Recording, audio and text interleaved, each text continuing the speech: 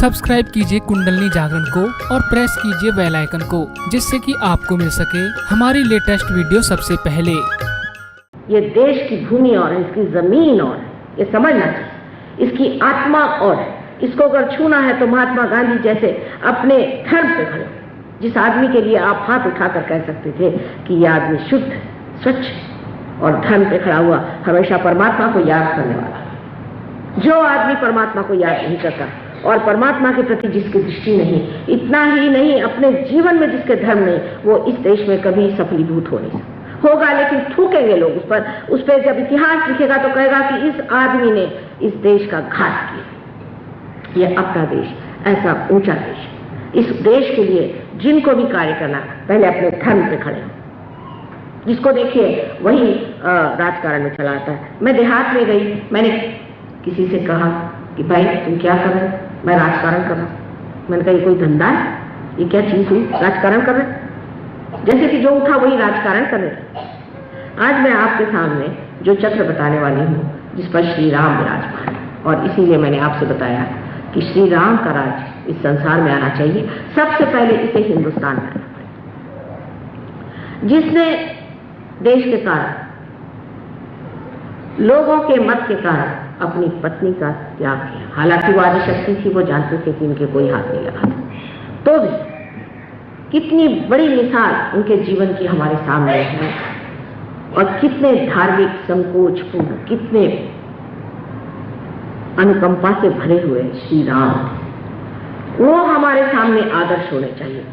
ऐसा हमारे सामने नायक होना चाहिए जिसे हम देखकर कहें कि ऐसे हम बने। आजकल आप सिनेमा का नायक देख लीजिए तो शराब पीता है, खूना खराबी करता है, हर तरह की गलत काम करता है। और नायक का मतलब क्या है? हिंदुस्तान में ऐसा नायक पहले नहीं होता था। ये अंग्रेजों के नायक होंगे या किसी, क्योंकि उनके यहाँ तो कोई था ही नहीं कायदे का आदमी। उनके यहाँ कौन? रामचंद्र जी हो गए।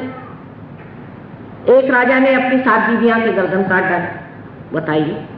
7 रानियों के जिसने गर्दन काट दिए, वहां तो एक राजा साहब वो बैठे हो। वहां किसी भी राजा का आप जीवन पढ़े तो इस कदर शराबी, गवादी, दुनिया भर की उसमें गंदगी भरी हुई, और वो वहां का राजा है।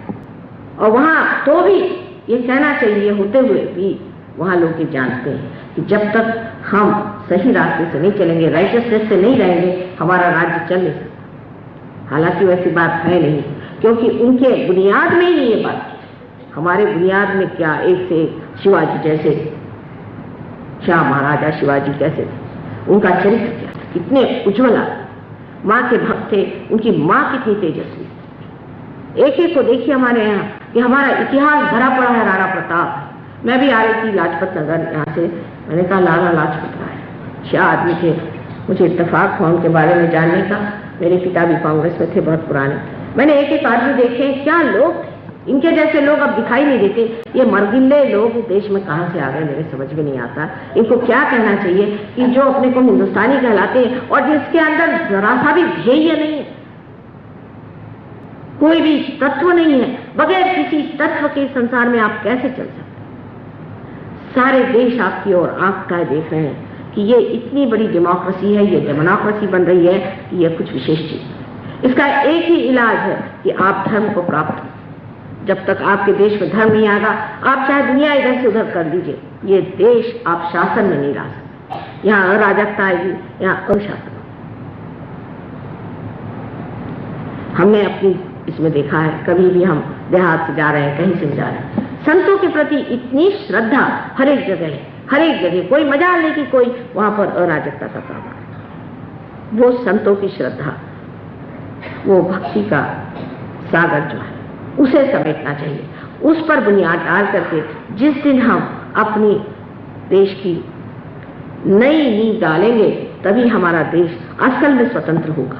क्योंकि स्वतंत्रता, गांधी जी लड़े स्वतंत्रता के लिए। आज अगर वो जीवित होते तो वो कहते स्व का तंत्र खोजो। स्व का तंत्र ही सहयोग है, स्व के बारे में जानना ही स्वतंत्रता है। ऐसा होना चाहिए और होगा भी, क्योंकि 14,000 वर्ष पूर्व नाड़ी ग्रंथ में लिखा हुआ है कि ऐसा होगा इस बार।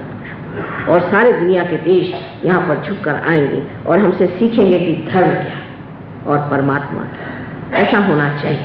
लेकिन आप लोग सब अपने पर विश्वास रखें, सहयोग में गहरे उतरिए, तभी ये कार्य हो सकता है। हृदय चक्र जो है उसमें 3 उसकी साइड है, एक तो लेफ्ट, एक राइट और एक बीच की। लेफ्ट साइड में श्री राम का स्थान है। श्री राम जो पिता तुल्य, जो कि बेनेवोलेंट किंग है, जो सोक्रेटिस ने बताया ऐसे राजा जिनको सिवाय लोगों के हित के और कुछ सोचता नहीं। हित कैसे होगा, लोगों का ठीक कैसे होगा, उनका भला कैसे होगा। उन्होंने जो कुछ किया इस संसार में सिर्फ एक विचार से कि मनुष्य का भला कैसा। नंगे पांव वन में गए कि वहां की भूमि उनके चरणों से वाइब्रेट हो जाए। सारा नाटक खेला, दुखदाई नाटक था, शरीर तो उनका था ही जो सहन करता था, लेकिन यह सारा नाटक उन्होंने खेला सिर्फ दिखाने के लिए कि एक आदर्श राजा कैसा होना चाहिए, एक आदर्श पिता कैसे होने चाहिए, एक आदर्श पुत्र कैसे होना चाहिए। यह आपका राइट हार्ट है। अगर कोई भी इंसान का राइट हार्ट पकड़ता है, माने ये कि किसी भी इंसान में कोई पिता का दोष हो, समझ लीजिए उसके पिता की मृत्यु जल्दी होगी, उसने पिता का सुख न देखा हो, या अगर उनका अपने पिता से संबंध ठीक न हो, या पिता अगर गलत रास्ते पे चलता हो, या वो पिता से दुश्मनी लिए हुए, कोई सा भी पिता का जो तत्व है अगर खराब हो जाए तो ऐसे आदमी का राइट हार्ट पकड़ता है, ऐसे आदमी को अस्थमा होने का अंदेशा। अब देखिए कहां से बात कहां ला रही। इस वक्त आपको श्री राम का ध्यान करना चाहिए जब आपको अस्थमा होता, इससे आपका अस्थमा ठीक। अब आपके लेफ्ट हैंड साइड में जो हार्ट का चक्र का दोष होता है वो आपकी मां की वजह से आता है। अगर आपकी मां परमात्मा में विश्वास नहीं करती है, आपको गलत रास्ते पे ले जाती है, या जरूरत से ज्यादा आपको प्यार करके आपको खराब करती है, तो वो भी मां बड़ी दोषी है। यूंग ने अपने एक एक्सपेरिमेंट में ऐसा देखा कि एक इंसान आकर के उसे बार बार बताता कि मेरी माँ का मुझे स्वप्न आता है कि वो एक विच है, एक राक्षसी है, बार बार ऐसे मुझे स्वप्न आता। तो उसका उन्होंने लड़के से पूछा कि भाई तुम्हारा माँ का तुम्हारे साथ व्यवहार कैसा है। तो उन्होंने कहा भाई मेरी माँ तो ऐसी है कि मुझको इतना पैम्पर करती है, इस कदर उसने मुझे स्पॉइल करके रखा है कि मैं किसी काम का नहीं। उनका ठीक है, इसका मतलब है तुम्हारी माँ जो विच है, जो तुम्हारी माँ राक्षसी है, इसका स्वप्न तुम्हारे अचेतन से, अनकॉन्शियस से आ रहा है और तुमको बता रहा है कि संभल के रहो।